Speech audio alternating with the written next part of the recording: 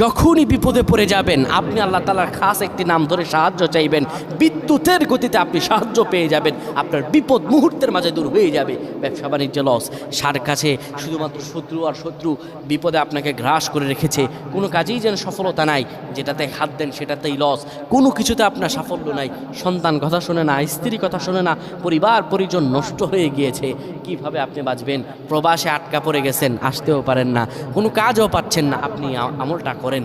এটি আমার কথা নয়, বিশ্বনবী মুহাম্মদ রাসূলুল্লাহ সাল্লাল্লাহু আলাইহি ওয়াসাল্লামের প্রিয় সাহাবী হযরত যায়েদ রাদিয়াল্লাহু তাআলা আনহু, তিনি একবার মক্কা থেকে হিজরত করে যখন মদিনায় যাবেন, ঠিক সেই সময় বিপদে পড়ে যান। ওনাকে একটি লোক বিপদে আটকে ফেলে এবং ওনাকে হত্যা করার চেষ্টা করে। তখন তিনি আল্লাহ তাআলার এই খাস নামটি ধরে সাহায্য চেয়েছিলেন, আল্লাহ তাআলা তাকে বিপদ থেকে মুক্ত করেছেন। সুবহানাল্লাহ। সেই দোয়াটা কি?